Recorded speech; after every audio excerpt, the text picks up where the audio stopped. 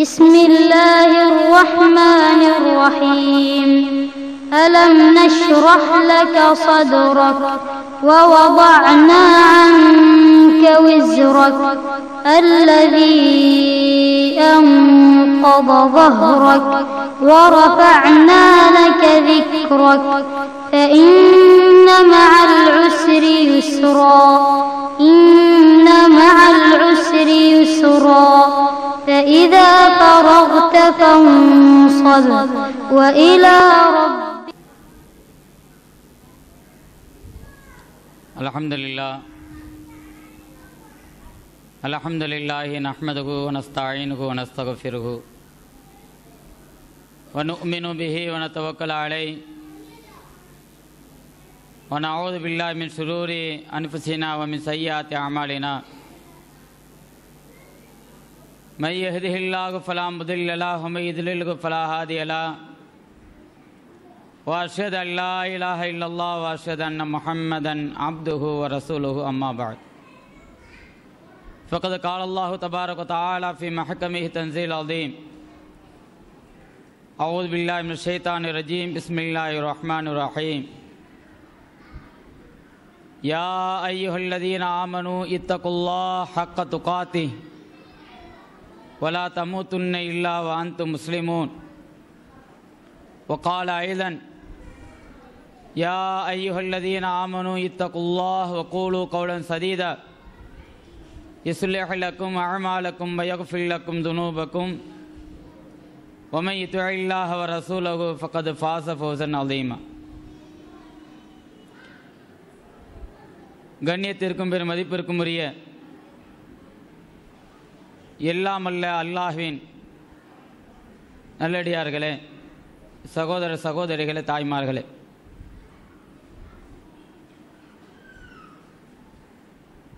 திருவாரூர் மாவட்டத்தின் சார்பாக ஏற்பாடு செய்யப்பட்டிருக்கக்கூடிய இந்த தர்பியா நிகழ்ச்சியில் வருகை தந்திருக்கக்கூடிய நம் அனைவரின் மீதும்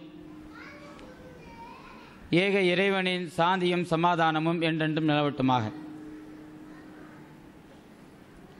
அன்பிற்குரியவர்களே,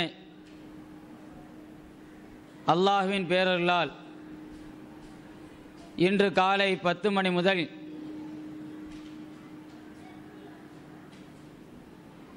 மாவட்டத்தில் பல்வேறு கிளைகளில் இருக்கக்கூடிய நிர்வாகிகளுக்கும் உறுப்பினர்களுக்கும் ஒழுக்க பயிற்சி ஊட்டும் விதமாக இந்த தர்பியா நிகழ்ச்சி நடைபெற்று வருகின்றது. முதல் அமர்வு மிகச் சிறப்பாக நடைபெற்று முடிந்ததைத் தொடர்ந்து இரண்டாவது அமர்வில் சில விஷயங்களை நாம் அறிந்து கொள்வதற்காக வேண்டி நாம் அமர்ந்திருக்கின்றோம். இந்த தர்பியாவை பொறுத்த வரைக்கும் ஒவ்வொரு கிளைகளும் அந்தந்த காலச்சூழலுக்கு ஏற்ப செய்யக்கூடிய நடைமுறைப்படுத்த வேண்டிய மிக முக்கியமான அம்சம். ஏனெனில் இந்த ஜமாத்தினுடைய மிக முக்கியமான அம்சமே நமக்கு ஒழுக்க பயிற்சியை ஊட்டுவதுதான் இந்த ஜமாத்துடைய மிக முக்கியமான அம்சத்தினுடைய நோக்கமாக இருக்கின்றது. ஆனால் இன்றைக்கு நாம் பல்வேறு நிகழ்ச்சிகளுக்கு நாம் முக்கியத்துவம் கொடுக்கிறோம். சமுதாய செயல்பாடுகளுக்கு கொடுக்கக்கூடிய முக்கியத்துவம் கூட நம்முடைய ஜமாத்தினுடைய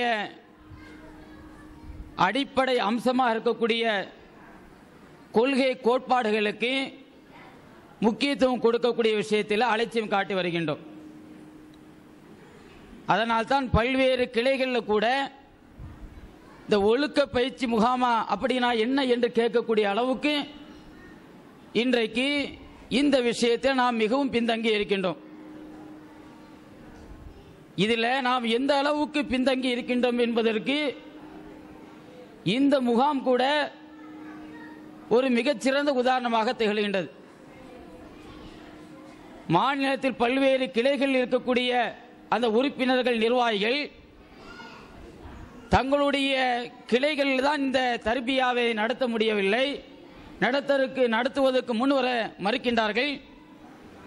இது மாவட்ட அளவுல ஒரு தர்பியாவை நாம் கொண்டு வந்து அதில் மிகச்சிறந்த அந்த தர்பியா ஒழுக்க பயிற்சி நடத்தக்கூடிய ஒரு அறிஞரை வரவழைத்து இந்த தர்பியாவை நடத்தலாம் என்று மாவட்ட நிர்வாகம் முன்வந்து இதை சுற்றறிக்கையாக ஒவ்வொரு கிளைகளுக்கும் சுற்றறிக்கை விடுக்கப்பட்ட பின்னால் கூட இங்கே வருகை தந்திருக்கக்கூடிய நபர்களை பார்த்தோம்னா ஒவ்வொரு கிளையிலிருந்தும் குறைந்தது நிர்வாகிகள் வந்தால் கூட கிட்டத்தட்ட 200 நபர்களை தாண்டி இருக்கும். ஆனா என்ன, மாநிலத்தில் மிகச் சிறப்பான பதவியில் இருக்கக்கூடிய சகோதரர் எம்ஐ சுலைமான் அவர்கள் வருகை தந்து இந்த தர்பியாவை கொடுக்க இருக்கின்றார் என்று தெரிந்தும் கூட அதில் நாம் அலட்சியம் காட்டுகின்றோம் என்றால் அப்ப நம்மிடத்தில் என்ன கொள்கை இருக்கின்றது? இதில் ஒவ்வொரு கிளையிலிருந்து வந்திருக்கக்கூடிய உறுப்பினர்கள், நிர்வாகிகள், உங்களுடைய கிளைகள் இருக்கக்கூடிய நிர்வாகிகளை அதிகம் சாடுவதற்கு, அதிகம் அவர்களை திட்டுவதற்கும் அவர்களை கண்டிப்பதற்கும் ஏற்ற தருணம் இதுதான். இந்த தர்பியா விஷயத்தில் சில நபர்களுக்கு மட்டும் நம்முடைய ஜமாத்தில் கூட முக்கியத்துவம் கொடுக்கிறோம். மற்றவர்கள்ட்ட எப்படி ஒரு தவறான நிலைப்பாடு வந்துவிட்டதோ அதே போன்று நம்மிடத்தில் கூட வந்துவிட்டதோ என்ற பயம் இருக்கின்றது. இதே தர்பியா நிகழ்ச்சிக்கு சகோதரர் பிஜேபி அழைத்திருந்தா இதை போன்று 3 மடங்கு கூட்டம் இருக்குமா இல்லையா? அப்ப என்ன நம்மகிட்ட கொள்கை இருக்குது? பிஜேக்கு என்று ஒரு கூட்டமும், பிஜேக்கு என்று ஒரு அவருக்கு ஆதரவும், மற்றவர்களை பொறுத்த வரைக்கும் இதில் நாம் இலக்கணம் அதில் ரொம்ப ஒரு தவறாக அல்லது ரொம்ப அசால்ட்டாக நினைப்பது என்பது அது நம்முடைய ஈமானுடைய வளர்ச்சியை பாதிக்கும் என்பதை ஒவ்வொரு கவனத்துக் கொள்ள வேண்டும். இன்னும் சொல்ல போனா இந்த தாய்க்கல்ல மிகச்சிறந்த பிஜேயை விட மிகச் சிறப்பான முறையில் தர்பியாவை வழங்கக்கூடிய அற்புதமான சகோதரர் எம்ஐ சுலைமான், அந்த அரிய வாய்ப்பை கூட நழுவ விடக்கூடியவர்கள் எப்படிப்பட்ட கொள்கையுடையவர்களாக இருக்க முடியும்? எப்படி நீங்க நிர்வாகத்தை நடத்த முடியும்? நிர்வாகத்தில் என்ன சீர்திருத்தத்தை கொண்டு வர முடியும்? இதை ஒவ்வொரு கிளை நிர்வாகிகளும் இதை ஒரு கண்டனமாக எடுத்துக்கொள்ள வேண்டும். எவ்வளவு ஒரு தவறான செயலை சர்வசாதாரணமாக செஞ்சு கொண்டு வர்றோம். இப்ப இந்த விஷயத்தில் நாம் ரொம்ப ஒரு உறுதியான நிலைப்பாட்டுக்கு தர்பியா நிகழ்ச்சியை பொறுத்த வரைக்கும் அதில் நாம் கலந்து கொண்டால் அது நம்முடைய ஈமானை வளர்ப்பதோடு கொள்கை பிடிப்பை நமக்கு அதிகமாக ஏற்படுத்தி தரும். இதில் நாம் கூடுதல் கவனம் செலுத்த வேண்டும். இந்த அமர்வில் எனக்கு கொடுக்கப்பட்டிருக்கக்கூடிய தலைப்பு தொழுகையினுடைய முக்கியத்துவம். இந்த தர்பியா என்றாலே ஒவ்வொரு விஷயங்களுடைய பயிற்சியாக தான் கொடுக்கப்படும். இப்போ ஜனாசா சம்பந்தமாக சொல்லணும்னா ஜனாசா சம்பந்தமான பயிற்சிகள், தொழுகை சம்பந்தமான பயிற்சிகள், எப்படி தொழுக வேண்டும், எப்படி நிமிர வேண்டும், எப்படி கையை உயர்த்த வேண்டும், அத்தியாயத்தில் எப்படி அமர வேண்டும், எப்படி விரலை அசைக்க வேண்டும், அதில் என்ன ஆதாரம் என்பதைத்தான் அந்த தர்பியாவுடைய அம்சமாக இருக்கும். காலையில் நடைபெற்ற தர்பியா கூட அத்தகைய வழிமுறையாகத்தான் இருந்தது. நம்மிடத்தில் இருக்க வேண்டிய பண்புகளை குறித்து நம்மிடத்திலே கேள்வி கேட்டு நாமே அதற்கு பதில் சொல்வதன் மூலமாக அது ஒரு ஒழுக்க பயிற்சி. நமக்கு என்ன தெரிந்திருக்கின்றது, நாம் என்ன விளங்கி வைத்திருக்கின்றோம். தௌஹீத் ஜமாத்தை பொறுத்த வரைக்கும் அது ஒரு அணி சேர்க்கக்கூடிய கட்சி கிடையாது. முழு சமுதாயத்தையும் சொர்க்க பாதைக்கு அழைத்து செல்லக்கூடிய ஒரு உன்னத அமைப்பாக திகழ்ந்து கொண்டிருக்கின்றது. இந்த ஜமாத்தை பொறுத்த வரைக்கும் ஆட்கள் அதிகமாக சேர்க்கணும், கூட்டத்தை அதிகமாக காட்டணும், உறுப்பினர்கள் அதிகம் காட்ட வேண்டும் என்ற நோக்கம் கொஞ்சம் கூட கிடையாது. இஸ்லாத்தை ஏற்றுக்கொண்ட எல்லா மனிதர்களும் சத்திய பாதையில் நடந்து சரியான வழியை மேற்கொண்டு சொர்க்கம் என்ற சோலையை பெற வேண்டும் என்ற நோக்கத்தில் தான் இந்த ஜமாத் மக்களை வழி எடுத்துக் கொண்டிருக்கின்றது. அப்ப இதை நாம் என்ன செய்யணும், கவனத்தில் கொண்டு அந்த ஒழுக்க பயிற்சி தான் இப்போது வந்து காலையிலிருந்து உங்களுக்கு வந்து கொடுக்கப்பட்டு வருகின்றது.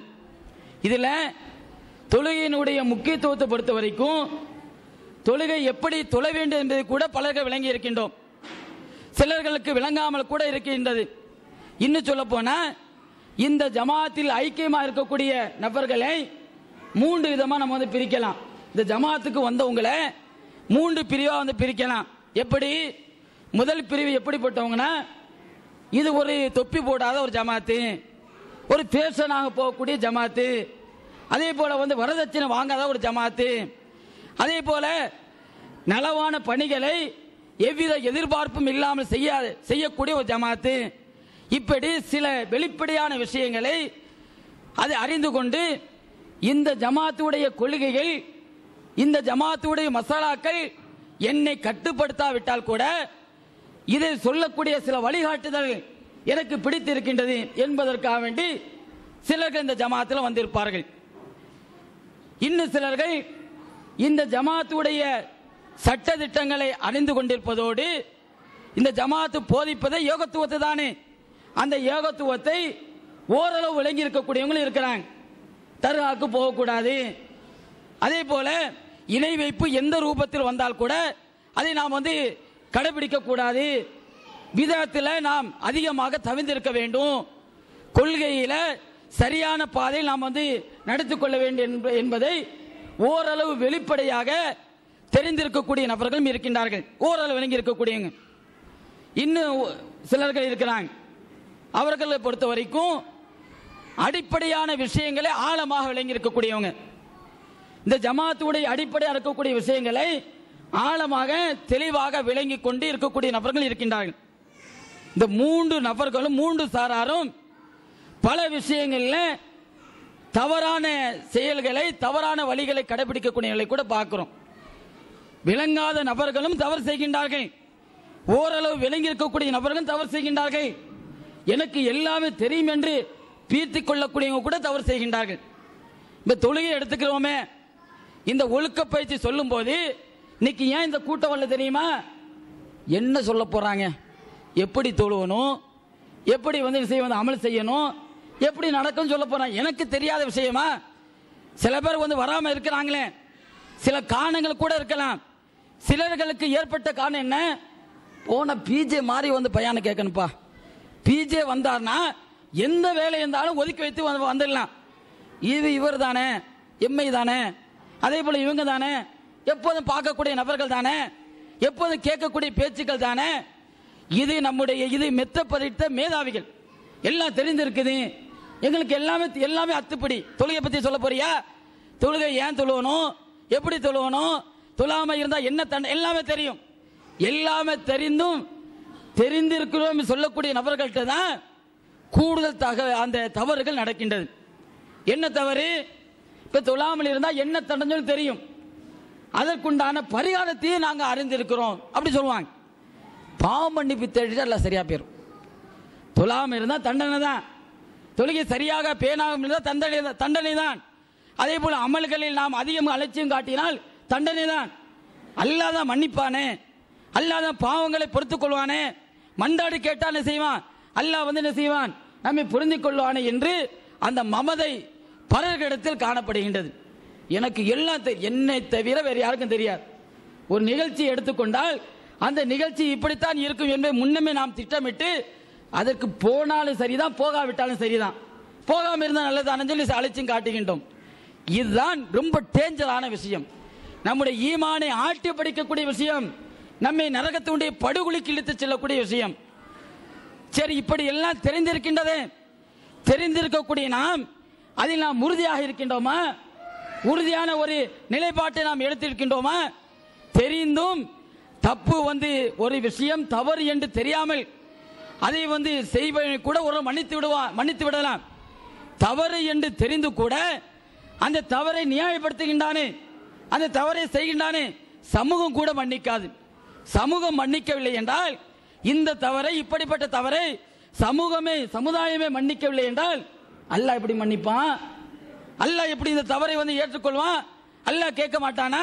ஏண்டா தெரிந்த தவறை செய்ய, தெரிந்த பாவத்தை செய்ய, அப்ப உனக்கு மமதை வந்து விட்டதா? என்னுடைய அதிகாரத்தில், என்னுடைய அந்த கண்டிப்பு விஷயத்தில் உனக்கு அலட்சியம் ஏற்படுகின்றது, அல்லாதானே மன்னிச்சிருவானே. இந்த அலட்சியம் ஏற்படுவதுதான் நம்முடைய ஈமானை பாதிக்கும் என்று இஸ்லாம் நமக்கு அதிகமாக அறிவுறுத்துகின்றது. சஹாபாக்களை பொறுத்த வரைக்கும் எதில் அவர்களுக்கு அறிவில்லையோ, எதில் அவர்களுக்கு தெளிவில்லையோ அதில் என்ன செய்வாங்க, அறிந்து கொள்வதற்கு கூடுதல் அக்கறை கொள்வார்கள். அதில் அலட்சியம் காட்ட மாட்டார்கள். இன்னும் தெளிவாக சொல்ல வேண்டும் என்றால் பசியை கூட மறந்து விடுவார்கள், தூக்கத்தை கூட மறந்து விடுவார்கள், வேலையை கூட மறந்து விடுவார்கள். நமக்கு 4 விஷயங்கள் தெரியணும். நபிகள் நாயகம் ஸல்லல்லாஹு அலைஹி வஸல்லம் அவர்களிடமிருந்து பல செய்திகளை கேட்டு அறிந்து கொள்ள வேண்டும். அபூ ஹுரைரா போன்ற ஒரு உன்னத நபித்தோலை நாம் பார்க்க முடியுமா? நபிகள் நாயகம் ஸல்லல்லாஹு அலைஹி வஸல்லம் அவர்களிடமிருந்து செய்திகளை சேகரிக்கக்கூடிய விஷயத்தில் அபூ ஹுரைரா ரலியல்லாஹு தஆலா அன்ஹு அவர்கள் காட்டிய அக்கறை மற்றொரு காண முடியாது. பல நேரங்களில் பசியின் காரணமாக மயக்கமிட்டு கீழே கிடப்பார். 4 விஷயம் நமக்கு தெரிந்து கொள்ள வேண்டும். அவருடைய வாயிலிருந்து வரக்கூடிய வார்த்தை, அபூ ஹுரைரா ரலியல்லாஹு தஆலா சொல்றாங்க, என்னை சில நபித்தோழர்கள் இவருக்கு நிறைய விஷயங்கள் தெரிந்திருக்கின்றன என்பதை என்று என்ன செய்ய பேசிக் கொள்றாங்க.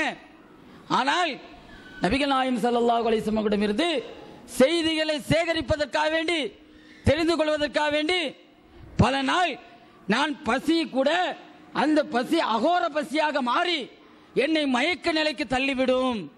நான் மயங்கி கிடப்பேன். மயங்கி கிடக்கக்கூடிய அந்த நிலையில சிலர்கள் என்ன செய்வாங்க, இந்த அபூ ஹுரைராவுக்கு பைத்தியம் பிடித்து விட்டது என்று என்னுடைய கழுத்தில் மிதித்து விட்டு செல்வார்கள். அன்னைக்கு பைத்தியத்திற்கு அந்த அவர்கள் செய்யக்கூடிய அந்த பரிகாரம் இதாக தான் இருந்துச்சு. அந்த நோயை போக்கன்னா, பைத்தியம் தெளிவடையும்னா இப்படித்தான் செஞ்சு விளங்கி வச்சிருந்தாங்க. அப்ப என்னுடைய கழுத்தில் மிதித்து விட்டு செல்வார்கள், நெஞ்சில் என்னை மிதித்து விட்டு செல்வார்கள் என்று அபூ ஹுரைரா ரலியல்லாஹு தஆலா அவங்க சொல்றாங்க. அப்ப நபிகள் நாயகம் ஸல்லல்லாஹு அலைஹி வஸல்லம் இடமிருந்து செய்திகளை சேகரித்து அந்த செய்திகளை தானும் கடைபிடித்து பிற மக்களுக்கு சொல்லக்கூடிய விஷயத்தில் அபூ ஹுரைரா ரலியல்லாஹு தஆலா அவர்களை போன்று இன்னும் எண்ணற்ற சஹாபாக்கள் திண்ணை தோழங்க சொல்றாங்களே, அவர்களுடைய நோக்கமே, அவருடைய வேலையே நபிகள் நாயகம் ஸல்லல்லாஹு அலைஹி வஸல்லம் செய்திகளை சேகரிக்க வேண்டும்.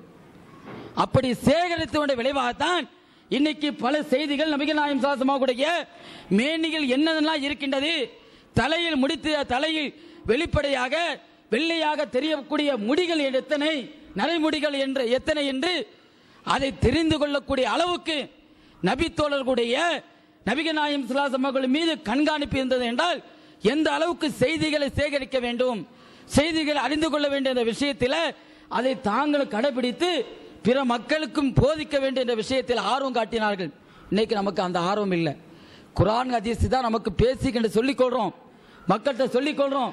நிறைய நபர்கிட்ட என்ன நினைக்கிறோம், ஷிர்க் வைக்கக்கூடாதுப்பா, ஷிர்க் வைக்கக்கூட, இமாமை பின்பற்றக்கூடாது, வரதட்சணை வாங்கக்கூடாது, பிதத்து செய்யக்கூடாது, மற்ற விஷயங்களை பொறுத்த வரைக்கும் அல்ல எப்படின்னா இருந்துக்கலாம் சொல்லித்தான் நிறைய தௌஹீதுவாதிகளுடைய நிலைப்பாடு உள்ளத்தில் எப்படி இருக்காங்களோ எப்படி என்றாங்களோ தெரியல, செயல்பாடை பொறுத்த வரைக்கும் அப்படித்தான் இருக்கின்றது. தௌஹீதுவாதி சொல்றோம், முன்னொரு காலத்தில் எப்படி இருந்துச்சு, ஆரம்பத்தில் தௌஹீதுனா பிரச்சனை எப்படித்தான் வந்துச்சு, தொழுகையில தான் பிரச்சனை வந்துச்சு, வரதட்சணை கூட பெருசாக எடுத்துக்கல. தௌஹீதுவாதினா மற்ற அந்த சுன்னத்துல் ஜமாத்தை சார்ந்த அப்படி சொல்லி கொடுறாங்களே, அவங்க நமக்கு மத்தியில் பிரச்சனை ஏற்படுத்தியது இதனால் தான். தொழுகை இப்படி தொழுகிறான், தொழுகையில் என்ன செய்யறான், இந்த சுன்னத்தை இப்படித்தான் பேண சொல்றான், இதில் உறுதியா இருக்கிறான்னு சொல்லிட்டு அதில் கடுமையான எதிர்ப்புகள் வந்தது தொழுகையினுடைய விஷயத்தில் தான். ஆனால் இன்னைக்கு எப்படி இருக்குது, அவன் போடு ஒரு பக்கம் வச்சா கூட என்ன சொல்ற, நீ எப்படின்னா தொழுதுட்டு போ, நீ அங்க போயிடாத, அவங்க பள்ளி கட்டி வச்சிருக்காங்களே அந்த குர்ஆன் ஹதீஸை பேணக்கூடிய பள்ளி, அந்த பள்ளிக்கு போயிடாத, இந்த பள்ளிக்கு எப்படினாலும் தொழுஞ்சு சொல்லிட்டான். ஆனா அந்த வழி திறந்த உடனே இந்த தொழுகை பேணக்கூடிய விஷயத்தில் நமக்கு ஒரு அசாட்டுத்தனம் விட்டது. என்னைக்கு இந்த தொழுகை தான் இந்த சமுதாயத்தினுடைய ஏகத்துவத்தினுடைய புரட்சியாக விளங்கியதோ அந்த தொழுகை பேணக்கூடிய விஷயத்தில் அலட்சியம் காட்டக்கூடிய நபர்களாகத்தான் நாம் தான் இருக்கின்றோம். அன்னைக்கு எப்படி இருந்துச்சு, தொழுகக்கூடிய நேரம் பாங்கு சொல்லப்பட்டு விட்டது என்றால் பள்ளிக்கு விரைந்து ஓடுவோம், அது இக்காமத்து சொல்லப்பட்டு விட்டது என்றால் அது முதல் சப்புல கிடைக்கக்கூடிய நன்மைகளையும் அது ஆரம்ப தக்பீர் தஹ்ரீமாவில் சேரக்கூடிய நன்மையிலும் அறிந்து கொண்டதினால அந்த ஜமாத்தை வந்து நான் வந்து முதல்ல ஆரம்பத்திலேயே அது வந்து முதல் சப்பை பிடிக்க வேண்டும், அந்த நன்மைகளை பெற வேண்டிய நோக்கத்தில் அடித்து பிடித்து பள்ளிக்கு ஓடுவோம். ஆனா இன்னைக்கு என்ன, அன்னைக்கு வந்து அப்படி வந்து வெளியே திரையக்கூடிய 1-2 நபர்கள் கூட எப்ப தௌஹீத்வாதியா நீங்க நிக்கிறேன்னு சொல்லி கேட்பாங்க. இன்னைக்கு என்ன ஆச்சு, தௌஹீத்வாதினா வாங்க சொல்லப்பட்டும், தொழுகை அந்த இக்காமத்து சொல்லப்பட்டும், வெளியில் அரிசி நம்மால் வந்து ஜாம்னு பேசி நிற்பார். 4 பேர்ட்ட என்ன செய்வாரு, நான் செய்தியை தானே சொல்றேன், குர்ஆன் ஹதீஸை தானே அவங்களுக்கு சொல்றேன், நல்வழிக்கு தானே அழைக்கிறேன், தொழாம எப்படி வந்து மற்ற அமல்களுக்கு நான் முக்கியத்துவம் கொடுக்காம, அல்லாஹ்வுக்கு செய்ய வேண்டிய அந்த கடமைகளுக்கு நான் முக்கியத்துவம் கொடுக்காம நான் வெளியில் என்ன செய்யறேன், நான் சமூக பணியை சமுதாய பணியை அதே போல அந்த தாவாவை நான் செய்யறேன், மிக சிறப்பாக நான் செய்து கொண்டு வருகின்றேன் என்று தொழுகை நேரம் வந்து விட்டால் கூட, ஜமாத்து வந்து நடைபெற்றால் கூட பள்ளியில் வந்து காணும். இன்னும் சொல்ல போனா இல்ல நிறைய வந்து நிர்வாகிகள் வந்து இருக்கிறீங்க, எத்தனை ஐவேளை தொழக்கூடிய நபர்கள் எத்தனை பேர்கள், ஐவேளை தொழுகையை ஜமாத்தோடு தொழக்கூடிய நபர்கள் எத்தனை பேர்கள், எல்லாத்தையும் வந்து இன்னும் சொல்ல போனா இதுல அந்த 4 வக்து தொழுகையில வந்து பலர்கள் வந்து செய்வோம், அக்கறை காட்டுவோம்.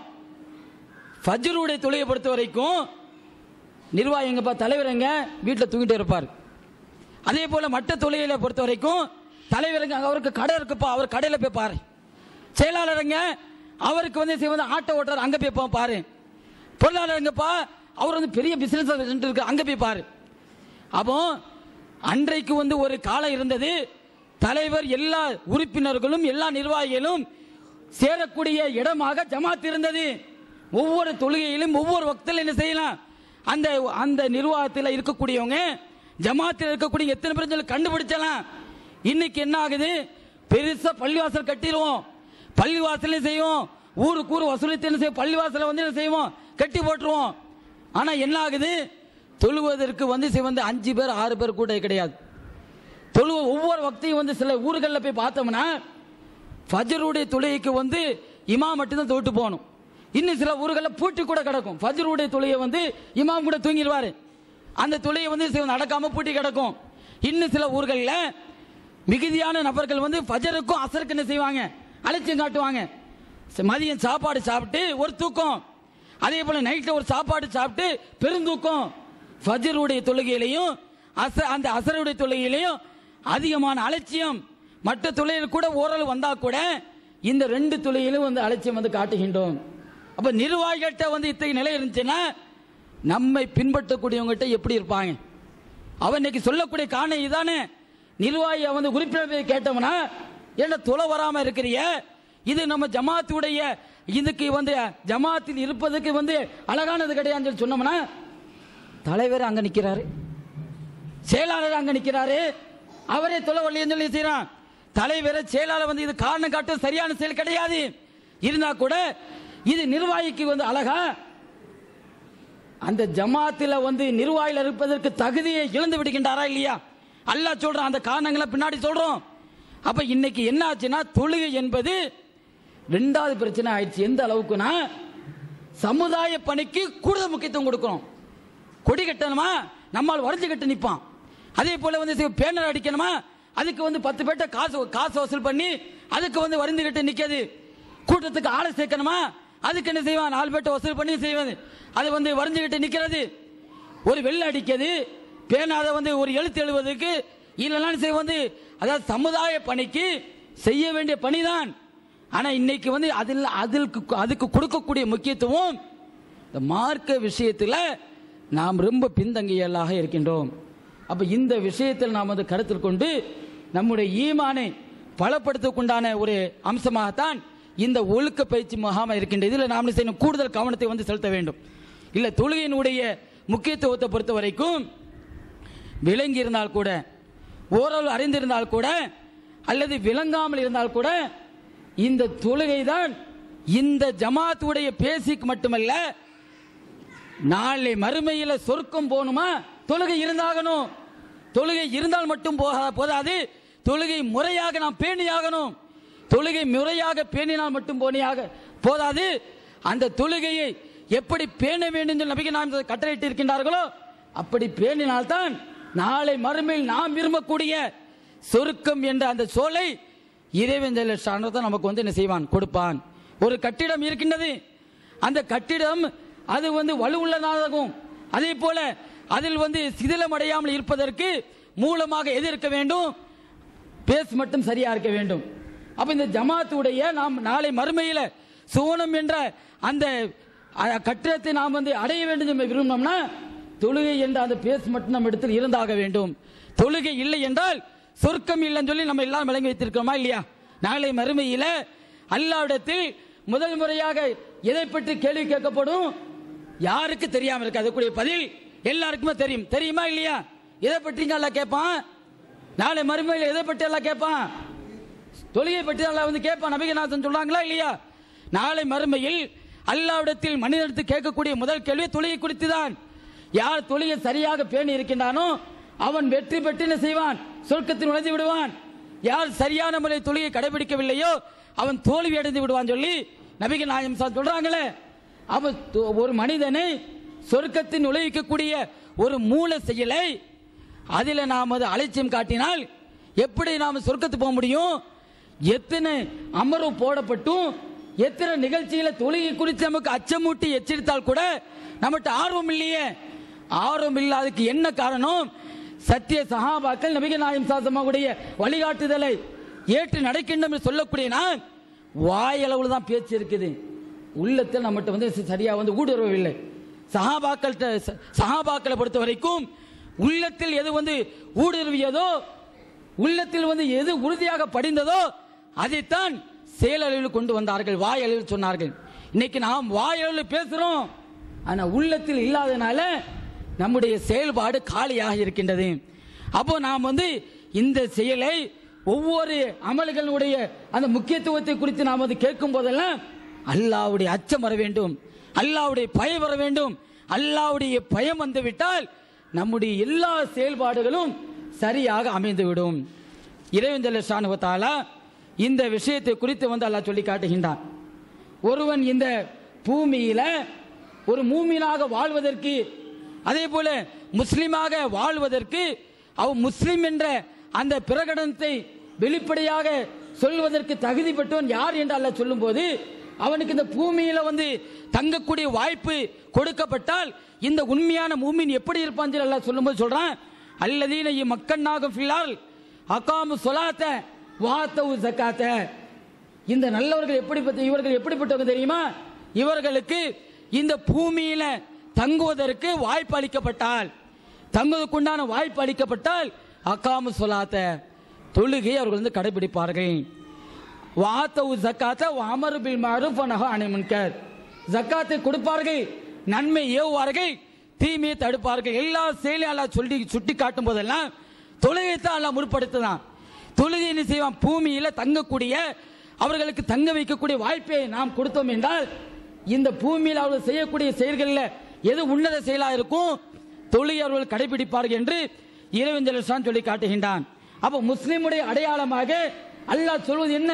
தொழுகை இருக்க வேண்டும் என்று அல்லாஹ் சொல்லி காட்டுகின்றான். 22வது அத்தியாயம் 41வது வசனத்தில் இந்த செய்தி அல்லாஹ் சொல்லி காட்டுகின்றான். அதே போல 9வது அத்தியாயம் 11வது வசனத்தில் அல்லாஹ் சொல்கின்றான், ஃபைன் தாபு வகாமு ஸலாத்த வஆத்தவு ஸகாத்த ஃபயஹ்வானுக்கும் ஃபித்தீன். இந்த பூமியில ஒருவரை சகோதரராக நாம் ஆக்குவதும், இந்த பூமியில முஸ்லிமாக வாழ்வதற்கு நான் தகுதி பெறுவதும் அல்லாஹ் எதை சொல்றான்னா, பாவம் செய்வான், தொழாமல் இருப்பான், அல்லாஹ்வுடைய கட்டளையை பேணாமல் இருப்பான், ஆனால் இவன் வந்து இந்த பாவத்தை எண்ணி மனமுருகி அல்லாஹ்விடத்தில் வந்து பாவ மன்னிப்பு தேடி தொழுகை நிலைநாட்டினான் என்றால் இவனை நீங்கள் மார்க்கத்தில் சகோதரனாக ஆக்கிக் கொள்ளுங்கள். அப்ப நீங்கள் சகோதரர்களாக தேர்ந்தெடுப்பதற்கு ஒரு நபரை நீங்கள் தேர்ந்தெடுக்க நாடுறீங்களா? அவன் தொழுகை இருக்கான்னு சொல்லி பாருங்க. தொழுகை இருந்தால் அவன் முஸ்லீம், தொழுகை இருந்தால் நீங்க என்ன செய்யுங்க, சகோதரர்கள் ஆக்குங்கள் என்று இறைவன் சொல்லி காட்டுகின்றார். 9வது அத்தியாயம் 11வது வசனத்தில் இந்த செய்தி அல்லாஹ் சொல்லி காட்டுகின்றான். நபிகள் நாயகம் ஸல்லல்லாஹு அலைஹி சொல்லி காட்டுறாங்க, ஒரு முஸ்லீம் ஒரு காஃபிர் எந்த விஷயத்தை வேறுபடுறாங்க அதை தெளிவுபடுத்துறாங்க. பைனல் முஸ்லிமி வல் காஃபிரி, ஒரு முஸ்லீமுக்கும் ஒரு காஃபிருக்கும் மத்தியில் உண்டான வேறுபாடு தர்க்கு ஸலாத், தொழுகை விடுவதுதான்.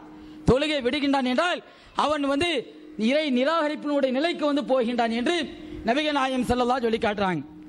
இந்த சாப்பாடு கொடுத்தனுடைய நோக்கம் வந்து நீங்க நல்லா சாப்பிட்டு என்ன செய்யணும், சொல்லப்பட்ட செய்தியை தெளிவா கேட்கணும் என்பதற்காண்டித்தான், தூங்குவதற்காண்டி கிடையாது. உண்ட மயக்கும் தொண்டனுக்கும் உண்டு சொல்லி உட்காந்து தூங்கக்கூடாது.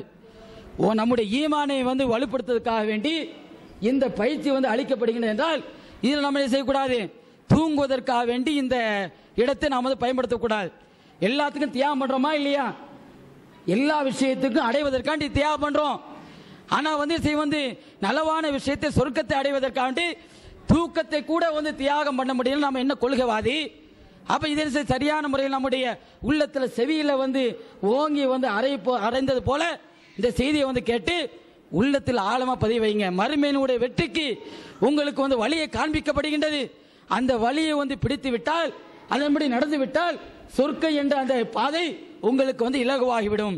அப்ப சொல்லப்படக்கூடிய செய்திகள் அல்லாஹ்வுடைய வார்த்தைகளாகவும் நபிகள் நாயகம் ஸல்லல்லாஹு அலைஹி வஸல்லம் போதனைகளாகவும் இருப்பதனால இதுல கூடுதல் கவனத்தை எடுங்க. அப்போ நபிகள் நாயகம் ஸல்லல்லாஹு அலைஹி வஸல்லம் சொல்றாங்க, ஒரு முஸ்லீம் ஒரு காபிரை வேறுபடுத்த தொழுகைதான். ஆமா, மற்றவங்கிட்ட போய் நம்ம சமுதாயத்தில் மற்றவர்கிட்ட நம்ம என்ன செய்ய நான் யார் தெரியுமா ஏகத்துவாதின்னு சொல்லிட்டு பீத்திக் கொள்வதில் என்ன செய்ய அது பெரிய அழகு கிடையாது.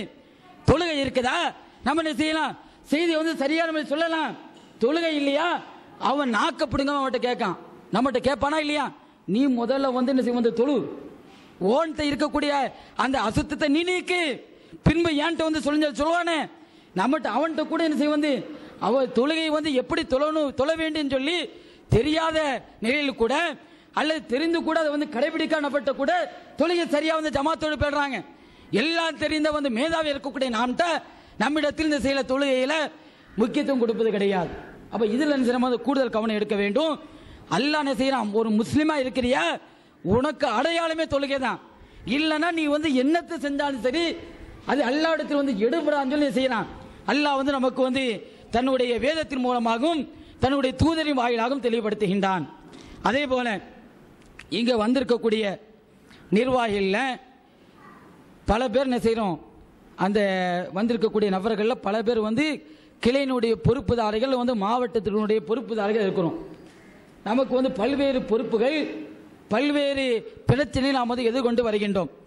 இன்னும் சொல்ல போனா பள்ளிவாசலை பொறுத்த வரைக்கும் அதுல கிளையில யார் பொறுப்புதாரியா இருக்கின்றாரோ அவராம் பள்ளிவாசல் நிர்வகிக்கின்றார். மிகுதியான கிளைகள்ல அல்லாஹ் சொல்றான், நீ பள்ளிவாசலுக்கு பொறுப்பு ஏற்கன்னு சொல்லி நினைக்கிறியா, உன்கிட்ட தொழுகை இருக்கான்னு சொல்லி பாரு. தொழுகை இல்லையா நீ தகுதியற்றன்னு சொல்லி அல்லாஹ் சொல்லுகின்றான். மற்றவங்க சொல்றமா இல்லையா, வட்டி வாங்கக்கூடியவன், அதே போல போக்கிரித்தனம் செய்யக்கூடியவன், பொம்பளை பொறுக்கியா இருக்கக்கூடியவன், மற்ற வெக்கக்கேடான சிலை செய்யக்கூடியவன்லாம் நிர்வாகியா இருக்கிறான, இவன் சரியாக இருந்தால் இந்த ஜமாத்தை சரியா கொண்டு வரலாம் சொல்லி என்ன செய்யறோம், மதுகப்பில் இருக்கக்கூடிய நபர்களை குறித்து நாம் என்ன செய்யறோம், அச்சமூட்டி எச்சரிக்கை செய்யறோம். ஆனா நம்மகிட்ட இந்த நிலைப்பாடு தானே இருக்குது. அந்த ஏற்கனவே சொன்ன மாதிரி நிர்வாகிகள்கிட்ட தொழுகையினுடைய தன்மை அதிகமாக காணப்படுவது கிடையாது. அல்லாஹ் என்ன செய்யறான், பள்ளிவாசல் நிர்வகிக்கிறியா ஓன்ட்ட இந்த தொழுகை இருந்தாகணும். இன்னமா யாமுரு மசாஜித் அல்லாஹி மன் ஆமன பில்லாஹி வல் யௌமில் ஆகிர் வ அகாம ஸலாத்த வ ஆத ஸகாத்த வ லம் யக்ஷ இல்லல்லாஹ் ஃபஅஸா உலாயிக ஐ யகூன மினல் முஹ்ததீன். அல்லாஹ் சொல்லி காட்டுகின்றான், அல்லாஹ்வுடைய பள்ளிவாசலை நிர்வகிக்கக்கூடியவர்கள் தான் அல்லாஹ்வுடைய பள்ளிவாசல் நிர்வகிக்கக்கூடியவர்கள். அவர்கள் மறுமை என்ன செய்வாங்க, அல்லாஹ்வையும் மறுமை என்ன செய்வாங்க, உளப்பூர்வமா நம்புவார்கள்.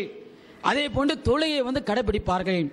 பள்ளிவாசல் நிர்வகிக்கக்கூடிய தகுதி யாருக்கு இருக்கின்றது, அவர் தொழுகை நிலைநாட்டக்கூடியவனா இருக்கணும், தொழுகை முறையாக பேணக்கூடியவனா இருக்கணும்.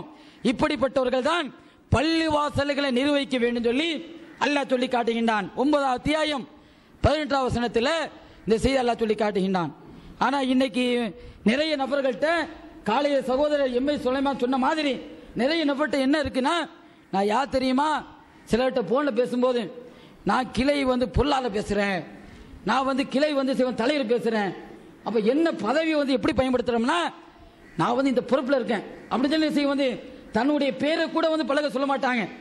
நீங்க யாருங்க பேசுறீங்க, ஷம்சுத்தீன் சொல்ல மாட்டார். ஷம்சுத்தீன் கூட அவருடைய பேரா இருக்கும். நான் கிளை தலைவர் பேசுறேங்க. சரி, கிளை தலைவர் யாரு, அதான் கிளை தலைவருங்க. யாருப்பா, ஷம்சுத்தீன். அது தான் சொல்றது. அப்ப இந்த பொறுப்பை பொறுத்த வரைக்கும் ஒரு பகட்டுக்காக வேண்டி அவர் பதவிக்காண்டினா நம்மள தலைவன் சொல்லி செய்யணும், எல்லாம் பார்க்கணும், பேசணும். அப்ப அல்லாஹ் சொல்றான், உனக்கு இந்த பொறுப்புக்கு தகுதி என்பது தொழுகையை நிலைநாட்டுறியா, நீ இந்த பொறுப்புக்கு வா. இல்லை என்றால் தொழுகையை நிலைநாட்டக்கூடிய பண்பு இல்லையா, பொறுப்பை தூக்கி போடு. சாதாரண நபர் நீ ஆகும் சொல்லி என்ன செய்யணும் அல்லாஹ் சொல்லி காட்டுகின்றான். பள்ளிவாசலை நிர்வகிக்கக்கூடிய தகுதி தொழுகையாளியா இருக்க வேண்டும் சொல்லி அல்லாஹ் சொல்லி காட்டுகின்றான். அதே போல 6வது அத்தியாயம் 92வது வசனத்தில் அல்லாஹ் சொல்லி காட்டுகின்றான், வல்லதீன யூமினூன பில் ஆখিরাতি, அந்த குர்ஆனை நம்பக்கூடியவங்கள, அல்லாஹ்வுடைய வசனங்களை நம்பக்கூடியவங்க பத்தி அல்லாஹ் சொல்லி காட்டுகின்றான். அவர்கள் மறுமையை நம்புவார்கள். யூமினூன பிஹி, அதே போன்று இந்த குர்ஆனுடைய வசனம் அல்லாஹ்விடத்திலிருந்து தான் வந்தது என்பதை நம்புவார்கள். அவர்கள்தான் வஹும் அலா ஸலாத்திஹிம் யுஹாஃபிதூன், இவர்கள்தான் தொழுகை பேணக்கூடியவர்களாக இருப்பார்கள் என்று இறைவன் ஜல்லஷான் சொல்லி காட்டுகின்றான். 6வது அத்தியாயம் 92வது வசனத்தை இந்த செயலா சொல்லி காட்டுகின்றான். எல்லாவற்றுக்கும் மேலாக காலையில 10 மணி முதல் 1 மணி வரைக்கும் நமக்கு பயிற்சி கொடுக்கப்பட்டது. ஏகத்துவாதினா இப்படி இருக்கணும், போய் பேசக்கூடாது. ஏகத்துவாதி என்ன செய்யக்கூடாது, பதவி ஆணவத்திற்காக பயன்படுத்தக்கூடாது. ஏகத்துவாதி நளினமா பேச வேண்டும். ஏகத்துவாதி என்ன செய்யணும், இன்னென்ன பண்புகள் எடுத்து வர வேண்டும் சொல்லப்பட்டது. இந்த பண்புகள் வருவதற்கு மூல காரணமா திகழக்கூடிய தொழுகை தான். இந்த பண்புகள் நம்மிடத்து வர வேண்டுமா, அடிப்படை இந்த தொழுகை தான். அல்லாஹ்வே சொல்லி காட்டுகின்றான், உத்துல்மா ஊஹிய இலைக்க, நபியே இந்த மக்களுக்கு என்னுடைய வேதத்திலிருந்து வந்த செய்தியை இந்த மக்களுக்கு நீ சொல்வீராக, எடுத்து ஓதுவீராக. வாக்கிமி சொலா, தொழுகை நீரும் நிலைநாட்டுவீராக.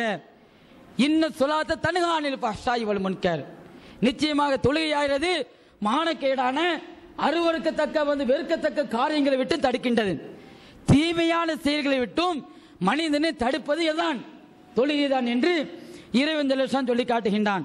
வல திக்ருல்லாஹி அக்பர், அல்லாஹ்வுடைய நினைவுதான் ரொம்ப பெரியது என்று அல்லாஹ் சொல்லிட்டு அல்லாஹ் சொல்றான், வல்லாஹு யஅலமு மா தஸ்னவூன், நீங்கள் எதை செய்தாலும் அதை அல்லாஹ் அறியக்கூடியவனாக இருக்கின்றான் என்று 29வது அத்தியாயம் 45வது வசனத்தில் இந்த செய்தி அல்லாஹ் சொல்லி காட்டுகின்றான். தொழுகையை பொறுத்த வரைக்கும் மற்றவர்களிடத்தில் எப்படி அசாட்டுத்தனம் இருக்கின்றதோ நம்மிடத்தில் அந்த அசாட்டுத்தனம் துளி கூட வந்துடக்கூடாது. இந்த தொழுகையில ஒரு அசால்ட்டு கொஞ்சம் கூட அதிலிருந்து பிசகக்கூடிய நிலை, தடுமாறக்கூடிய நிலை, அதிலிருந்து கொஞ்ச நேரம் ஒரு வக்த தள்ளி போடக்கூடிய நிலை, ஏகத்துவத்தை கடைபிடிக்கக்கூடிய நம்மிடத்தில் துளிய கூட வந்துடக்கூடாதுன்னு சொல்லி இந்த வசனங்களும் மேற்சொன்ன நபிகள் நாயகம் ஸல்லல்லாஹு செய்திகளும் போதுமானதாகும். இதில் கூடுதலாக சில செய்திகளுக்கு நாம் விளங்கிக் கொள்ள வேண்டும். கூடுதலான சில தகவல்களை நாம் விளங்கிக் கொள்ளணும். நிறைய நபர்கள் தொழுகை குறித்து ஓரளவு விளங்கியிருந்தால் கூட தொழுகையை ஓரளவு பேணி நடக்கக்கூடிய இருந்தால் கூட ஜமாத்தோடு தொழக்கூடிய விஷயத்தில் அதிகம் அலட்சியம் கடைபிடிக்கின்றார்கள். அதிலும் குறிப்பாக இந்த ஏகத்துவவாதிகள் தான் அதிகம் இந்த அலட்சியத்தை கடைபிடிக்கிறாங்க. அப்போ இந்த ஜமாத்தோடு தொழக்கூடிய விஷயத்தில் அலட்சியம் காட்டு என்பது தொழாமல் இருந்தால் எத்தைய கடுமையான விளைவோ அதற்கும் சற்றும் நிகராக நபிகள் நான் சொல்லி காட்டுறாங்க. இந்த கூட்டு தொழுகை விஷயத்தில் அலட்சியம் காட்டுறது என்பது நம்முடைய ஈமானை பாழ்படுத்துவதற்கும் அதுவும் ஒரு வழியாக அமைந்துவிடும். நம்மை நரகத்தினுடைய படுகொலைக்கு இழுத்து செல்வதும் அதுவும் ஒரு வழியாக அமைந்துவிடும், ஒரு காரணமாக அமைந்துவிடும். நபிகள் நாயகம் ஸல்லல்லாஹு அலைஹி வஸல்லம் அவங்க பல்வேறு நன்மைகளை குறித்து நமக்கு சொல்லி காட்டுறாங்க. தொழுகையில் விரலை அசைப்பதனால் ஒரு சுண்ணத்தை நம்ம பேணுறோம், அந்த நன்மையை இழக்கக்கூடாது என்பதற்காக வேண்டி பல்வேறு பிரச்சனைகளை சந்திக்கக்கூடிய நாம இந்த கூட்டு தொழுகையில் பேணக்கூடிய விஷயத்தில், கடைபிடிக்கக்கூடிய விஷயத்தில் அதுக்கு நாம் முக்கியத்துவம் கொடுப்பது கிடையாது. நபிகள் நாயகம் சொல்றாங்களே, ஒருவர் தனியாக தொழுவதை விட கூட்டாக தொழுவது 25 சொல்லி ஒரு ஹதீஸ்ல 27 மடங்கு சொல்லி ஒரு ஹதீஸ்ல வருகின்றது. 27 மடங்கு நன்மை அதிகமாக கிடைக்கின்றது. அந்த கூட்டு தொழுகையினுடைய விஷயத்தில் அலட்சியத்தை நாம் கடைபிடிக்கின்றோம், அலட்சியம் நாம் காட்டுகின்றோம். அப்ப சாதாரண நம்ம என்ன நிலைக்கு வந்துட்டோம்னா, ஏதாவது ஒரு நன்மை கிடைச்சா போதும், ஒரு நன்மை கூட விடுவதற்கு சஹாபாக்கள் நினைப்பது கிடையாது. நன்மைகளை தேடி தேடி என்ன செய்வாங்க, அலைவார்கள். அல்லாஹ் சொல்லி காட்டும் போது இஸ்ஸாரிஊன ஃபில் கைராத், சஹாபாக்கிட்ட என்ன தன்மை இருந்துச்சுன்னா நல்லவற்றின் பக்கம் விரைந்து செல்வார்கள். நன்மை எதில் தெரிகின்றதோ அந்த நன்மையின் பக்கம் விரையக்கூடியவர்களாக சஹாபாக்கள் இருந்தார்கள். உண்மையான மூமின் இப்படித்தான் இருக்க வேண்டும் சொல்லி காட்டுகின்றான். ஆனா நாம் என்ன நினைக்கிறோம்னா, தொழுதால் தான் போதுமே, எதுக்கு கூடு தொழுகையில கிடைக்கக்கூடிய சந்தர்ப்பத்தை தொழுதுக்கிறதும் இப்படின்னு சொல்லி செய்யணும். பல்வேறு காரணங்கள் சொல்றோம். வீட்டில் கெஸ்ட் வந்துட்டாங்க, சில பேர் என்ன செய்ய தாவா பண்ணிட்டு இருக்கிறோம், வியாபாரம் வந்துருச்சு, அதே போல என்ன செய்யறோம், ஒரு முக்கியமான அலுவலில் இருக்கிறோம், ஒன்றும் முக்கியமா இருக்காது, ஏதாவது என்ன செய்ய ஒரு வேலை செஞ்சுட்டு இருக்கும்போது அது அந்த வேலையை தொழுது விட்டு ஜமாத்தோடு தொழுது விட்டு வந்து கூட அந்த வேலையை தொடரலாம். ஆனால் அந்த வேலைக்கு முக்கியத்துவம் கொடுத்து ஜமாத்தோடு தொழக்கூடிய தொழுகையில அலட்சியத்தை நாம் கடைபிடிக்கின்றோம். இந்த ஜமாத்தோடு தொழக்கூடிய விஷயத்தை அலட்சியத்தை கடைபிடிக்கக்கூடிய நபர்களை குறித்து நபிகள் நாயகம் என்ன சொல்லலாம் தெரியுமா, நயவஞ்சம் சொல்லி காட்டுறாங்க. முனாஃபிக்கு தான் ஜமாத்துடைய தொழிலும் தொழுது விட்டு அவனை தடுக்கும் என்று நபிகள் நாயகம் சொல்லி காட்டுறாங்க. அல்லாஹ் இதை குர்ஆனில் சொல்லி காட்டுகின்றான். என்ன சொல்றான், இன்னல் முனாஃபிகைன யுகாதிஊன் அல்லாஹ், நயவஞ்சகர்கள் இருக்கின்றார்களே இவர்கள் அல்லாஹ்வை ஏமாற்ற நினைக்கின்றார்கள், அல்லாஹ்வை ஏமாற்ற நினைக்கிறாங்க. வஹுவ காதிஉஹும், இவர்களை அல்லாஹ் ஏமாற்றுகின்றான். என்ன ஏமாற்றியா, அடே ஒன்ன நான் ஏமாற்றம் என்ன செய்யறான் அல்லாஹ் சொல்லி காட்டுறான். வைதா காமு இல சொலாத்தி காமு குசாலா, அவர்கள் தொழுகையில் நின்றால் சோம்பேறிகளா என்ன செய்யறாங்க, தொழுகையில் நிற்கிறாங்க. இராவூன் அன்னாஸ வலா யذ்குரூன் அல்லாஹ இல்லா கலீலா, மக்களுக்கு காட்டுவதற்காக தொழுகின்றார்கள். வலா யذ்குரூன் அல்லாஹ இல்லா கலீலா, கொஞ்சமே தவிர அல்லாஹ்வை என்ன செய்யறாங்க, நினைவு கூறுவது கிடையாது. சிறிது நேரம் தான் அல்லது சிறிது அந்த சந்தர்ப்பத்தில் தான் அல்லாஹ்வை நினைவு கூறக்கூடியவர்களாக இருக்கின்றார் என்று இறைவன் சொல்லி காட்டுகின்றான். இந்த செய்தியை கூட 4வது அத்தியாயம் 142வது வசனத்தில் இந்த செய்தி அல்லாஹ் சொல்லி காட்டுகின்றான். அல்லாஹ்வுக்கு கட்டுப்பட்டு நடக்கக்கூடிய பண்பை அல்லாஹ் சொல்லும் போது தொழுகை முறையாக நீ பேணுன்னு சொல்லி காட்டுறான். ஹாஃபிது அலை ஸலாத்தி வ ஸலாத்து உஸ்தா, அவர்கள் தொழுகையை பேணுவார்கள், நடு தொழுகையும் பேணுவார்கள். வகூமு லில்லாஹி கானிதீன், அல்லாஹ்வுக்கு அவர்கள் அல்லாஹ்வுக்காண்டி கட்டுப்பட்டு நடப்பார்கள் என்று இறைவன் சொல்லி காட்டுகிறார். 2வது அத்தியாயம் 238வது வசனத்தில் இந்த செய்தியை அல்லாஹ் சொல்லி காட்டுகின்றான். அதே போல நபிகள் நாயகம் ஸல்லல்லாஹு அலைஹி வஸல்லம் அவர்கள் சொல்வதாக அபூ ஹுரைரா ரலியல்லாஹு தஆலா சொல்றாங்க, ஃபக்கத் நாஸம் ஃபி பஅதில் ஸலவாத்தி லம்மா கால, நபிகள் நாயகம் ஸல்லல்லாஹு அலைஹி வஸல்லம் அவங்க சொன்னதாக அபூ ஹுரைரா ரலியல்லாஹு தஆலா சொல்லி காட்டுறாங்க. இஷாவுடைய தொழுகையில சிலர்களை நபிகள் நாயகம் செய்யறாங்க, தேடுறாங்க, காணவில்லை. இஷாவுடைய தொழுகை நடக்க போது சில சஹாபாக்கள் வரவில்லை, பார்க்கறாங்க, அவங்க வராம இருக்கிறாங்க. ஜமாத்தோட தொழுகை நடக்க போது நபிகள் நாயகம் செய்யறாங்க, அவங்க சொல்றாங்க, லக்கத் ஹமம்து அன் ஆம்ர ரஜுலன் யுஸல்லி பின்னாசி, ஒருவரை மக்களுக்கு தொழுவிப்பதற்காக வேண்டி நான் நியமித்து ஏவி, சும்ம உகாலிஃபு இலா ரிஜாலின் யதகல்லஃபூன அன்ஹா வ ஆம்ர பிஹிம் ஃபயஹர்ரிகு அலைஹிம் பிஹுஸ்மில் ஹதபி புயூத்தஹும், இந்த தொழுகையில் கலந்து கொள்ளாமல் வீட்டில் பிற்படுத்தி விட்டார்களே, வீட்டில் என்ன செய்ய தொழுகைக்கு வராமல் வீட்டில் தங்கி விட்டார்களே, அவர்களை வீட்டோடு நான் சிலர்களை விறகுகளை பொறுக்கி வர செய்து கொண்டு வர செய்து அந்த விறகுகளை கொண்டு அவர்களை வீட்டோடு தீயிட்டு கொளுத்த நான் நினைக்கின்றேன். ஜமாத்தோடு தொழுகை தொழாமல் ஜமாத்தில் கலந்து கொள்ளாமல் வீட்டில் இருக்கிறாங்களே அவர்களை வீட்டோடு சேர்த்து தீயிட்டு கொளுத்த நான் விரும்புகின்றேன். எனக்கு என்ன வருகின்றன நான் சொல்றேன் சொல்லி காட்டுறாங்க. எந்த அளவுக்கு ஒரு கடுமையான வார்த்தை பயன்படுத்துறாங்க. இந்த வார்த்தை நபிகள் நாயகம் ஸல்லல்லாஹு அலைஹி வஸல்லம் வேற எந்த ஒரு சந்தர்ப்பத்திலும் பயன்படுத்த கிடையாது. யார் ஜமாத்தோடு தொழுகையில கலந்து கொள்ளாமல் வீட்டில் தங்கி இருக்கிறாங்களே அவர்களை வீட்டோடு தீயிட்டு கொளுத்த நான் நினைக்கின்றேன் என்று நபிகள் நாயகம் ஸல்லல்லாஹு அலைஹி வஸல்லம் சொல்லி காட்டுகின்றார்கள். இந்த செய்தி கூட சஹீஹ் முஸ்லிம்ல 1153 நம்பராக இந்த செய்தி பதிவு செய்யப்பட்டு இருக்கின்றது. இதுல கூடுதலாக ஒரு செய்தியை சொல்றாங்க. மனிதத்தில் இருக்கக்கூடிய பழகின இதுதான். இன்னைக்கு சில மனிதர்கள் கூட இப்படி இருக்கலாம், தொழுகையில எப்ப தொழுகை முடிச்ச உடனே எல்லாருக்கும் 50 ரூபாய் கிடைக்கும் அப்படின்னு சொன்னா போதும், 50 ரூபாய்க்கு எல்லாரும் வருவாங்க. 50 ரூபாய் கிடைக்கல, தொழுகை முடிச்ச உடனே லொகருக்கு யார் வர்றீங்களோ, லொகருக்கு யார் யாரெல்லாம் வராங்க அவங்களுக்கு பிரியாணி கிடைக்கும். அதே போல இஷாவுக்கு யார் யாரெல்லாம் வர்றீங்களோ அவங்களுக்கு மறுநாள் சமைப்பதற்கு வந்து கறி கொடுப்போம் சொல்லி சொன்னா போதும். கூட்டம் வந்து குவியும் பாருங்க.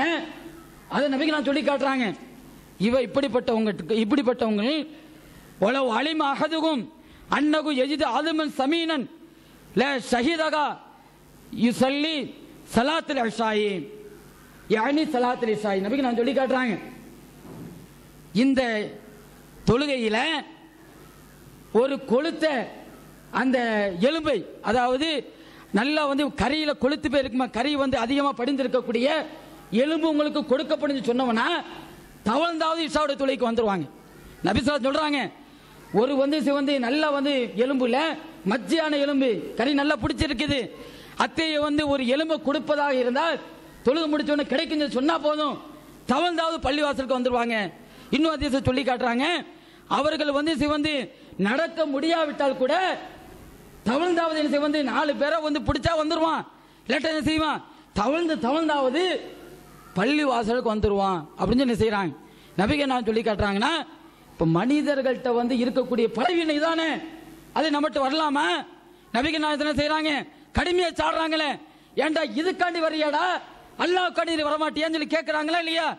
ஏதாவது ஒரு பரிசு ஏதாவது உனக்கு கொடுப்பதா இருந்தால் அதை காரணமா வைத்து வர்றிய, நீ படைத்த ரட்சகர் மீது ஏற்பட்ட அச்சத்தின் காரணமாக, அவன் மீது ஏற்பட்ட பயத்தின் காரணமாக நீ வராமல் இருக்கின்றாய் என்று நபிகள் நாயகம் ஸல்லல்லாஹு அலைஹி வஸல்லம் அவர்கள் கண்டிக்கின்ற செய்தி சஹீஹ் முஸ்லிம்ல 1153, அதே போல 1154 நம்பர்ல இந்த செய்தி வந்து பதிவு செய்யப்பட்டு இருக்கின்றது. அதே போல நமக்கு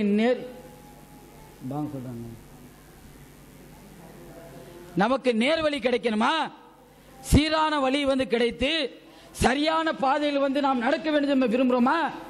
அதுக்கு நபிகள் நாயகம் சாதனை செய்யறாங்க. அவங்களுடைய பாசையில் விளைந்த சத்திய சஹாபாக்கள் வந்து நாங்கள் நேரிய வழியில் தான் போறோம் என்பதற்கு அடையாளமாக எதை விலகிக் கொண்டு என்பது நமக்கு தெளிவுபடுத்துறாங்க. அப்துல்லா இப்னு மஸ்ஊத் ரலியல்லாஹு தஆலா அவர்கள் சொல்கின்றார்கள், லகத் ரஅய்துனா வமா யதகல்லஃபு அனி ஸலாத்தி இல்லா முனாஃபிகுன் கத் உலிம நிஃபாகுஹு. எங்கள்ல ஜமாத்தோடு தொழுகை நடக்கும்போது அதில் நாங்கள் வெளிப்படையாக அறிந்து கொண்ட முனாஃபிக்கின்களை தவிர வேறு யாரும் வராமல் இருக்க மாட்டாங்க. இவங்க தான் வந்து வராம இருப்பாங்க, மற்ற எல்லாருமே வந்துருவாங்க. இந்த முனாஃபிக்குகள் மட்டும்தான் இந்த தொழுகையில் வந்து கலந்து கொள்ளாமல் இருப்பாங்க. ஜமாத்தோடு தொழுகையில கலந்து கொள்ளாமல் இருப்பதை நாங்கள் கண்டுகொண்டோம், நாங்கள் பார்த்துட்டே வர்றோம். ஜமாத்தோடு தொழுகையில நாங்கள் வெளிப்படையாக யார் வந்து நயவஞ்சன் என்று அறிந்து கொண்டோமோ அவர்களை மட்டும் இந்த தொழுகையில் கலந்து கொள்ள மாட்டார்கள். மற்ற எல்லாரும் செய்வாங்க, தொழில் கலந்து கொள்வார்கள். அல்லது மரேதோன் நோயாளிகள், இந்த நோயாளிகள் என்ன செய்வாங்க, நோயாளிகளும் வெளிப்படையாக வந்து நயவஞ்சகம் வெளிப்படையாக தெரிந்த மனிதர்கள் மட்டும்தான் கூட்டு தொழுகையில ஜமாத்தோடு தொழுகையில கலந்து கொள்ளாமல் இருப்பார்கள். அதில் கூடுதலாக தகவலை சொல்றாங்க, என் காணல் மறையதோ சில நோயாளிகள் கூட இருக்கிறாங்க, அவர்கள் இந்த ஜமாத்தில் கிடைக்கக்கூடிய நன்மைகளை அறிந்தவர்களாக என்ன செய்வாங்கன்னா, இரண்டு மனிதர்களுக்கு மத்தியில தங்களுடைய கைகளை தொங்க விட்டுவாரு, தொங்கிய நிலை என்ன செய்வாங்க வருவாங்களாம். நடக்க முடியாது, பலகீனத்தினால, நோயினுடைய பலகீனத்தினால வர முடியாது, அதை நடந்து வர முடியாது. அப்படிப்பட்ட நிலையில் இருந்தால் கூட இரண்டு மனிதர்களுக்கு மத்தியில அவர்களை கைத்தாங்களா பிடித்த நிலையில் கூட பள்ளியில் வந்து நாங்கள் வருவதை, ஜமாத்தோடு தொழுகையில் கலந்து கொள்வதை நாங்கள் அறிந்து கொண்டோம், பார்த்தோம் என்று அப்துல்லா பின் மஸ்ஊத் தான் சொல்லிட்டு சொல்றாங்க. இதோடு முடித்து விட்டாருன்னா பிரச்சனை இல்லை, எங்க ஜாயின் பண்றாங்க பாருங்க, எதுல போய் இணைக்கிறாங்க. என்ன சொல்றாங்கன்னா, இன்ன ரசூலுல்லாஹி ஸல்லல்லாஹு அலைஹி வஸல்லம் அல்லமனா சுனல் ஹுதா, அல்லாஹ்வுடைய தூதர் ஸல்லல்லாஹு அலைஹி வஸல்லம் அவர்கள் எங்களுக்கு நேரிய பாதைகளுக்கு கற்றுக் கொடுத்தார்கள், சரியான பாதை இதுதான் என்று எங்களுக்கு கற்றுக் கொடுத்தார்கள். அந்த சரியான பாதையில எது சரியான பாதை ஒரு அம்சம் என்று நாங்கள் விளங்கிக் கொண்டோம் என்றால், வயின்ன மின் சுனல் ஹுதா, நேரான பாதைகள் ஒன்று என்பதை அஸ்ஸலாத்து ஃபில் மஸ்ஜிதி அல்லது யுஅஸினு ஃபீஹி, எந்த பள்ளியில் பாங்கு சொல்லி அழைக்கப்படுகின்றதோ, தொழுகைக்காக வேண்டி பாங்கு சொல்லி அழைக்கப்படுகின்றதோ, வாங்க சொல்லி அழைக்கப்பட்ட பள்ளியில தொழுவதுதான் நேர்வான வழிகளில் ஒன்று என்பதை நாங்கள் அறிந்து கொண்டோம். ஜமாத்தோடு தொழுகையில கலந்து கொள்வதைத்தான் நேரான வழிகள் ஒன்றாக நாங்கள் அறிந்து கொண்டோம் என்ற செய்தியை அப்துல்லா இப்னு மஸ்ஊத் ரலியல்லாஹு தஆலா அன்ஹு அறிவிக்கின்றார்கள். சஹீஹ் முஸ்லிம்ல 1158 நம்பர் இந்த செய்தி பதிவு செய்யப்பட்டு அந்த ஹதீஸ் நூல்களை புரட்டி பாருங்க. ஹதீஸ் நூல்கள்லையும் குர்ஆனுடைய அந்த வசனங்கள் மீதும் நம்முடைய கவனத்தை செலுத்தாத விளைவாகத்தான் இந்த அலட்சியம் இருக்கின்றது.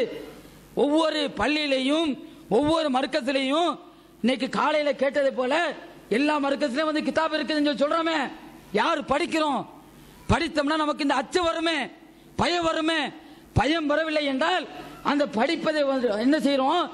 எங்களுக்கு எல்லாமே தெரியும், வெளில உள்ளவங்க தெரிஞ்சுக்கோங்க, நமக்கு எதுவுமே தெரியாது. தெரிந்தோம் என்றால் அந்த அச்சம் முதல்ல நமக்கு வர வேண்டும். நம்மிடத்தில் அச்சம் இல்லாதவனுடைய விளைவு என்னன்னா, அல்லாஹ்வுடைய செய்திகளையும் நபிகள் நாயகம் ஸல்லல்லாஹு அலைஹி வஸல்லம் போதனைகளையும் படிக்கக்கூடிய விஷயத்தில், அதை கேட்கக்கூடிய விஷயத்தில் அலட்சியத்தை நாம் வந்து கடைபிடிக்கின்றோம்.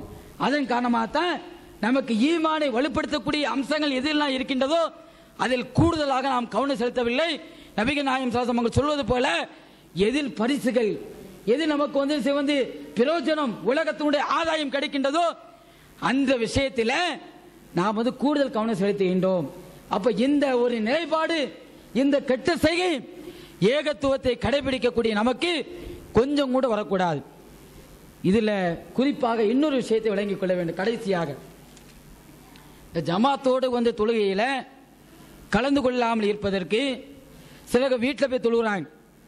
வீட்டில் போய் நாங்கள் தான் தொழுகிறோமே, சிலர்களை கேட்டோம்னா ஏங்க எப்போ பார்த்தாலும் தொழுகைக்கு வரல தொழுன்னு சொல்லி கேட்டு இருக்கீங்க, நாங்கள் தொழலைன்னு உங்களுக்கு தெரியுமா? நாங்கள் தான் வீட்டில் போய் தொழுட்டு இருக்கிறோமே, வீட்டில் தான் வந்து நாங்கள் தொழுகிறோமே, ஏன் உங்கள்கிட்ட காட்டுறக்காண்டி தொழணுமா? இப்படின்னு சொல்லி சில நிர்வாகிகள் என்ன செய்வாங்க, சில உறுப்பினர் கூட என்ன சொல்லுவாங்க. இவர்கள் காரணம் சொல்வது, நீங்க தான் உங்களுக்கு பொழப்பு இல்லை என்ன நம்ம எல்லாத்தையும் சொல்லிடுவாங்க. உங்களுக்கு தான் பொழப்பு இல்லை, எப்போ பார்த்தாலும் பள்ளிவாசல் கிடைக்கிறீங்க, அல்ல வந்து உங்களுக்கு தான் என்ன செய்யுங்க, வருமானத்தை நீங்க பெருக்கி வச்சுட்டீங்க, எங்களுக்கு வந்து சம்பாதிச்சாதான் எங்களுக்கு வந்து என்ன செய்யும், கிடைக்கும், எங்களுடைய குடும்பம் ஓடும், எங்களுடைய பிள்ளை குட்டி வந்து பசியாரும், எங்களுடைய மனைவி மக்களுக்கு நாங்கள் உழைச்சு கொடுக்க முடியும், பசியை போக்க முடியும். வியாபாரம் செஞ்சாதான், நாங்க 4 காசு பார்த்தா தான் எங்களுக்கு என்ன செய்ய முடியும், ஏதாவது செய்ய முடியும். அதுக்காண்டி வந்து ஜமாத்தோடு தொழில் நான் கலந்து கொள்ள முடியுமா? கிடைக்கக்கூடிய நேரத்தில் தொழுதுக்கணும்.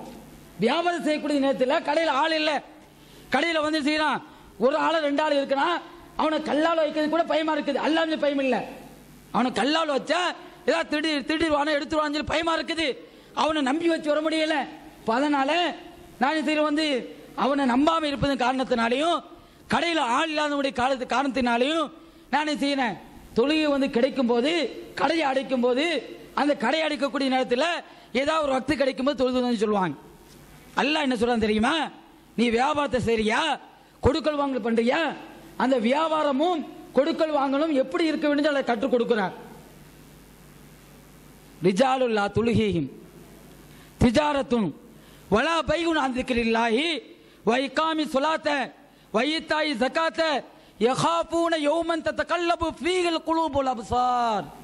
அல்லாஹ் சொல்லக்கூடிய செய்தி பாருங்க, எதை குறித்து அச்சமூட்டி நமக்கு எச்சரிக்கை செய்யலாம் பாருங்க.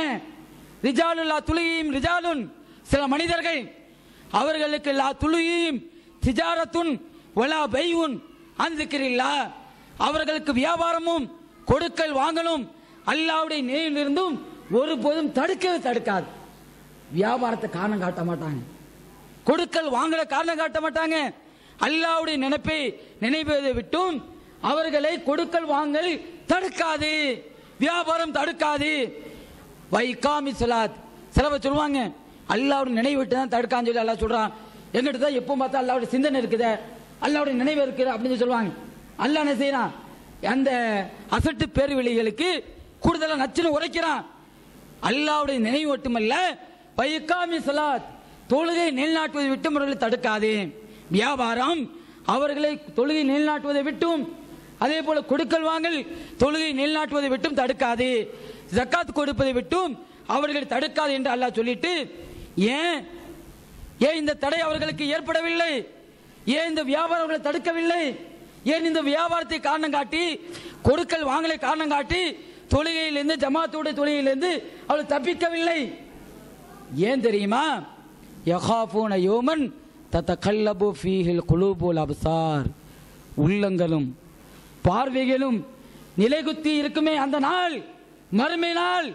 மறுமை நாள் மீது ஏற்பட்ட அச்சம், மறுமை நாள் மீது ஏற்பட்ட பயம், அந்த பயத்தின் காரணமாக உள்ளங்களும் பார்வைகளை நிலைத்திருக்கக்கூடிய நாள், நிலை கொண்டிருக்கக்கூடிய நாள்.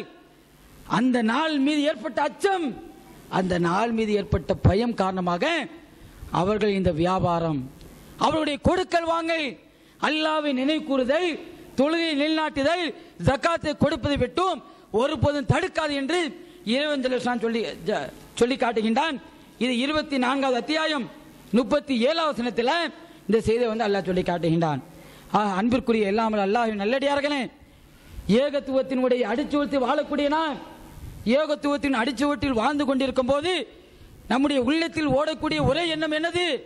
நாம் சரியான ஜமாத்தில் இருக்கின்றோம், சரியான கொள்கையில் இருக்கின்றோம் என்று நம்முடைய உள்ளம் உறுதியாக பூண்ட நிலையில்தான், உறுதியாக ஏற்ற நிலையில்தான் இந்த ஜமாத்தில் உறுப்பினர்களாக, கொள்கை சீடர்களாக, அந்த கொள்கையை கடைபிடிக்கக்கூடிய நபர்களாக, இந்த கொள்கையை நிலைநாட்டக்கூடிய நபர்களாக, பிறர்களுக்கு எடுத்துச் சொல்லக்கூடிய அந்த நிர்வாகிகளாக, உறுப்பினர்களாக திகழ்கின்றோம். அப்படிப்பட்ட நம்மிடத்தில் அடிப்படையாக திகழக்கூடிய இந்த தொழுகை, அது ஜமாத்தோடு தொழக்கூடிய அந்த நிலை நம்மை ஒருபோதும் தடுத்து விடக்கூடாது, நாம் அலட்சியப்படுத்தி விடக்கூடாது. இந்த ஜமாத்தோடு தொழுகையை தொழுவது விட்டுதான் அந்த தொழுகாமல் இருப்பது நிலை இருக்குத, அதுதான் நம்முடைய ஈமானை பாழ்படுத்துவதற்கு மிக முக்கியமான அம்சம். எத்தனையோ நபர்கள் இந்த ஜமாத் ஃபில்டர் ஆகி விட்டார்களே, அல்லாஹ் நம்ம என்ன செய்யறான்? ஃபில்டர் ஆக்கி வச்சிருக்கிறானே, இதுல இந்த களிச்சடைகளை கழித்து விட்டு இதில் ஓரல் நம்ம தஞ்சம் அடைத்து வைத்திருக்கின்றானே, அதில் நாம் தொழுகையில கொள்கையில இன்னும் உறுதியாக இருந்தால் கடைசி வரைக்கும் ஏகத்துவத்தின் அடிச்சுவிட்டு வாழக்கூடிய நல் மக்களாகவும், மறுமையில் அல்லாஹ் விரும்பக்கூடிய, அல்லாஹ் விரும்பி அதன் காரணமாக சொர்க்கத்தை நமக்கு கொடுக்கக்கூடிய ஒரு நல் மக்களாக நாம் ஆக வேண்டும். நம்ம விரும்பினோம்னா இந்த தொழுகை முறையாக பேணி அல்லாஹ்வுடைய திருப்தியை பெற்று அல்லாஹ் தரக்கூடிய சோனம் என்ற பேற்றை பெறக்கூடிய நன்மக்களாக